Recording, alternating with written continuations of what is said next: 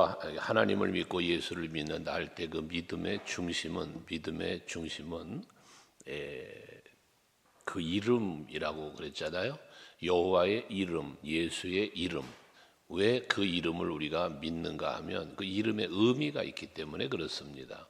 여호와라는 의미, 예수라는 그 이름의 의미, 우리의 구원자라고 하는 것.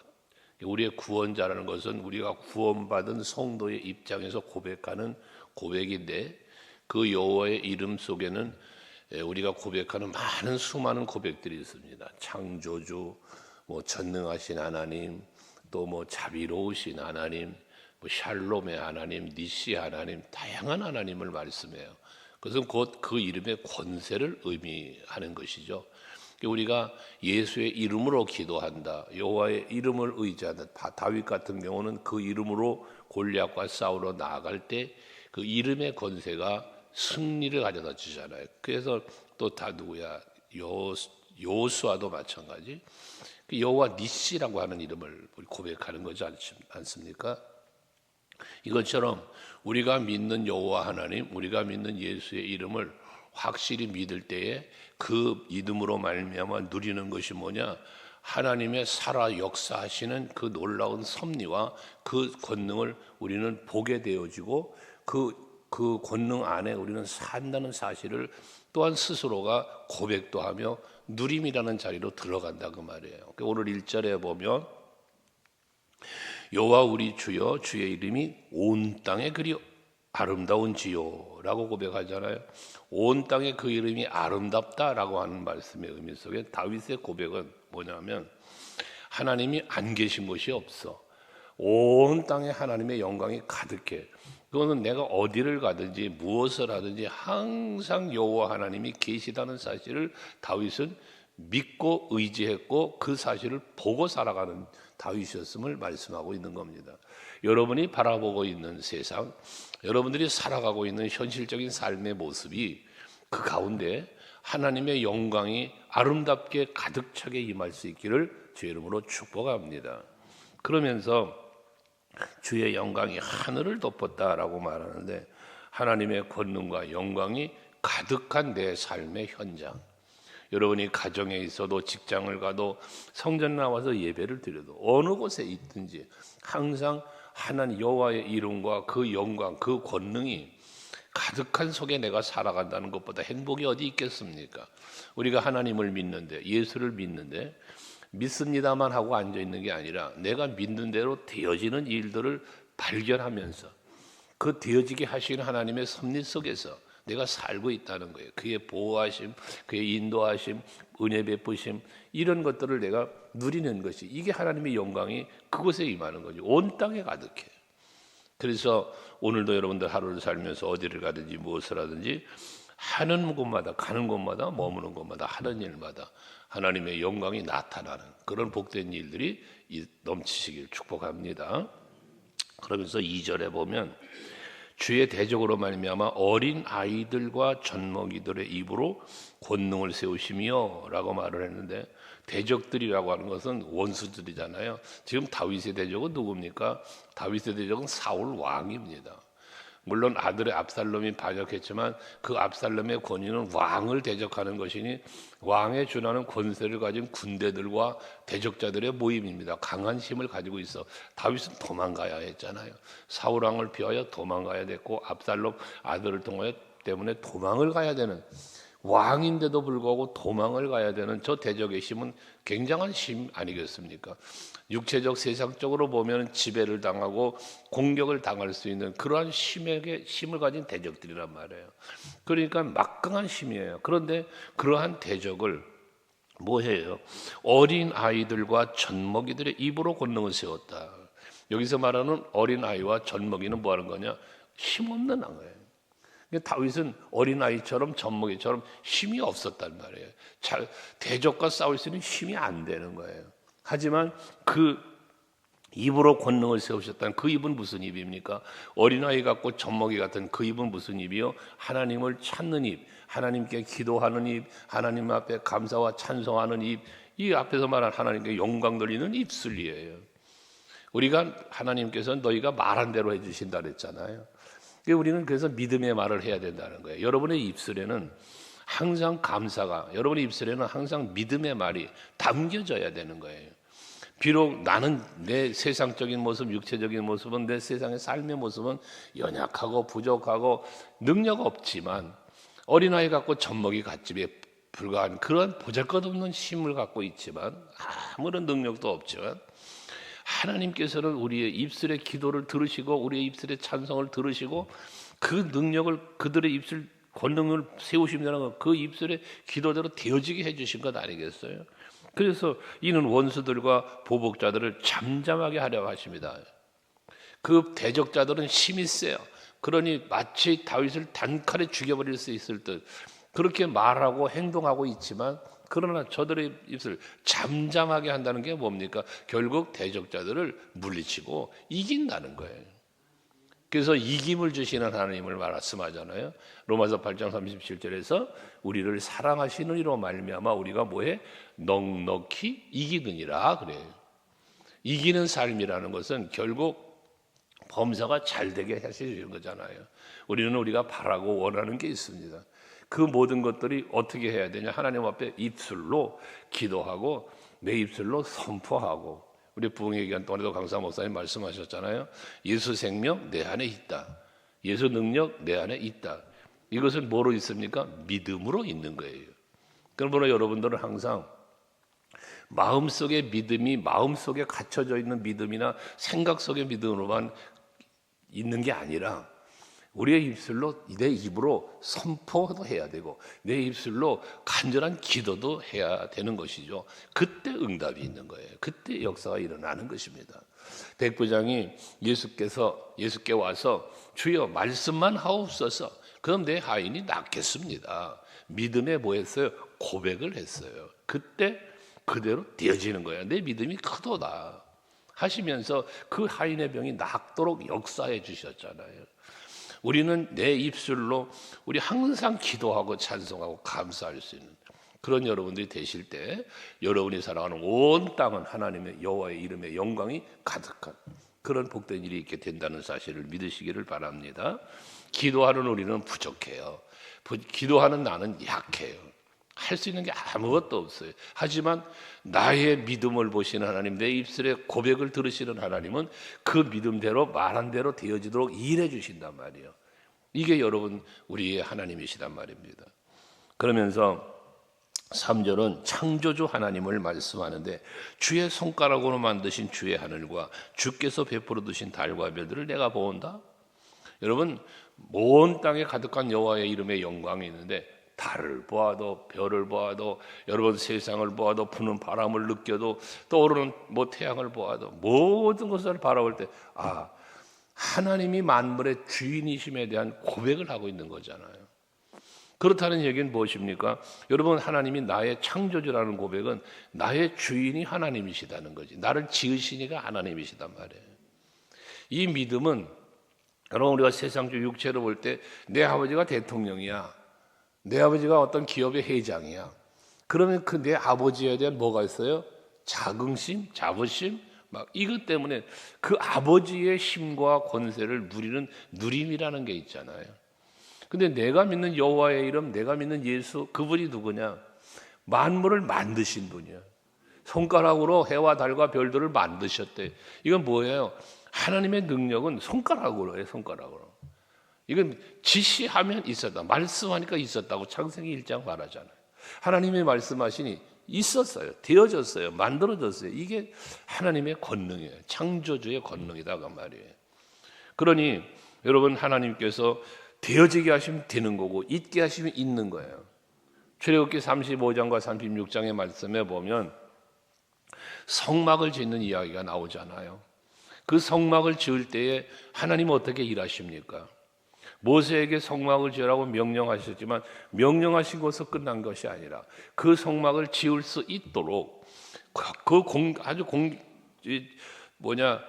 얼마나 섬세하게 그 하나하나를 만들도록 막 말씀하셨어요. 근데 그것들을 다 뭐에 오홀리압과 부살리라는 사람을 통하여 지혜도 주시고 성령도 충만하게 주시고 하시면서 그 일을 하게 하셨는데, 그 기록에 보면 여러분 한번 읽어보세요. 나중에 출애굽기 35장과 후반과 36장 초반에 보면 되게 하시고 하게 하시고 있게 하시고, 그 뭡니까? 하나님이 하셨다는 거예요. 하나님. 그 모든 것을 하나님은 하게 하시는 하나님이다. 되게 하시는 하나님이다. 있게 하시는 하나님이다 말이에요. 여러분이 무엇이 필요해요? 필요한 걸 하나님 앞에 입술로 간구하며 기도하면 필요한 것을 채우시는 하나님이세요. 홍해바다가 갈라지게 하신 하나님이요, 여리고가 무너지게 하신 하나님이요, 골리앗을 쓰러뜨리신 하나님이다 말이에요. 이게 전능하신 하나님, 이게 창조주 하나님, 손가락으로 해와 달과 별들을 만드셨다.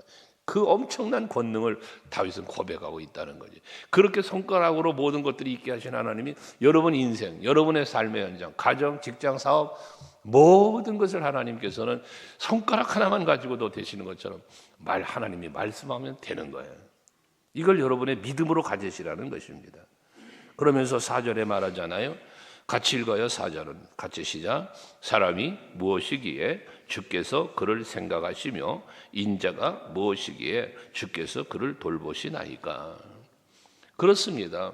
사실 우리 피조물에 불과해요. 여러분 한 사람 한 사람 피조물에 불과해요. 모든 만물도 하나님 피조물에 불과해요. 여러분 나무 한 그루 살릴 수 만드시나는 죽일 수도 있는 물이잖아요. 죽은 것 같은 나무가 다시 살아나는 것도 보잖아요. 이게 하나님이 하시는 일이란 말이에요. 나는 나를 볼 때 아무것도 아닌 존재야 내가. 그런데 하나님은 이런 나 같은 사람을, 나 같은 죄인 살리신 주 은혜가 고맙다는 그런 찬양성의 고백처럼, 나는 보잘것없고 아무것도 앞에서 말하는 어린아이 같고 젖먹이 같고 그런 무능력, 부족함, 연약함인 그런 나인데, 그러한 나를 어떻게 하나님께서 도대체 나 같은 사람을 생각해 주시느냐라는 거예요. 하나님이 여러분을 생각해 주신다. 하나님이 여러분을 기억해 주신다. 그 전능하신 하나님이, 모든 만물의 주인 되시는 분이, 무엇이든지 그저 말씀만 하시면 되고 손가락만 가르쳐도 되시는 그런 분이 나 같은 사람을 향하여 생각해 주시고 기억해 주시고, 이거 얼마나 할렐루야입니까? 세상에 있는 힘을 가진 사람이 나를, 내 이름 기억 한번 해주는 것만도 고마운데, 제가 부교역자를 사역을 처음 시작할 때에 어린 아이 하나가요. 그 당시 초등학생이었는가 그걸 기억하는데, 나중에 그 어머니 집사님이 그래요. 전도사님, 우리 그게 이름이 뭐 이름 기억 안 나는데, 그 아이가 자기 딸내미가 와서 전도사님이 자기 이름을 기억해 줬다고 너무나 좋아라 했다는 거예요. 근데 어린 아이가 그 각 교회 가까이 있는 밑에서 식당하는 그런 아이였는, 엄마 할머니였는데, 그 아이 이름이 어쨌든 제 이름에 기억이 나서 그 이름을 제가 불러줬어요. 아무개야 교회 일찍 왔네 하고 이름을 불러준 거예요. 그럼 뭐가 대단한 일입니까? 근데 이 아이는 우리 전도사님이 자기 이름을 기억해줘서 자기 이름을 불러줬다는 게 그렇게 좋았대요.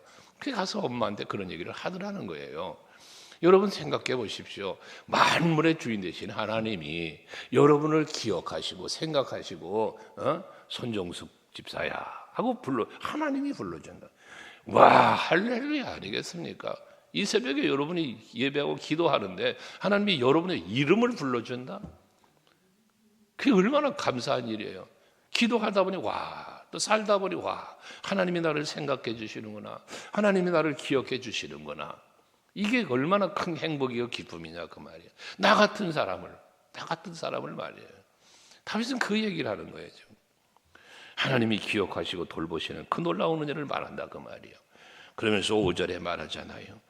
그를 하나님보다 조금 못하게 하시고 영화와 존귀로 가는 씌우셨나이다. 하나님보다 조금 못하게 한다. 사도 바울의 고백 중에 그는 스스로를 발견하면서 죄인된 나를 살리신 하나님의 은혜, 예수의 십자가의 은혜를 생각하면서 고백하는 낮아짐과 겸손함을 보잖아요. 내가 고린도전서 15장에 보면 사도들보다 작은 자라, 사도들과 자기를 비유하며 사도들보다 작은 자라고 말합니다. 그러던 바울이 나는 이제 성도들보다 작은 자라고 고백을 합니다. 하나님께 택함을 입은 교회 성도들보다 난 작은 자라고 비교를 해요. 사도들과 비교하여 작은 자라 하던 바울이 이제는 성도들과 비교하여 그들보다도 작은 자라는 거예요. 그러더니 디모데 전서 1장에 가보면 나는 죄인 중에 괴수다 라는 고백을 합니다. 자기 스스로를 볼 때 그렇게 부족하고 연약한 자라는 거예요. 그런데 오늘 다윗의 고백에 보면 뭐예요? 하나님보다 조금 낫게 하시며라고 말하는 것은 그만큼 하나님이 나를 존귀하게 여기신다는 거지, 하나님이 나를 보배롭게 여기신다는 거예요. 여러분 한 사람 한 사람의 가치는 그런 가치입니다. 이사야서 43장 4절의 말씀에 보면 여호와 하나님이 여러분을 향한 그 마음을 어떻게 고백합니까? 이사야 선지자를 통하여 하나님의 고백이야. 여러분을 향한 고백. 내가 너를 보배롭고 존귀하게 여기며 내가 너를 사랑하였은즉. 여러분을 하나님께서 보배롭고 존귀하게 여기신대요. 사랑하신대요. 그것이 하나님이 우리를 향한 하나님의 마음에 대한 고백입니다. 고백. 우린 그런 고백을 받은 거예요.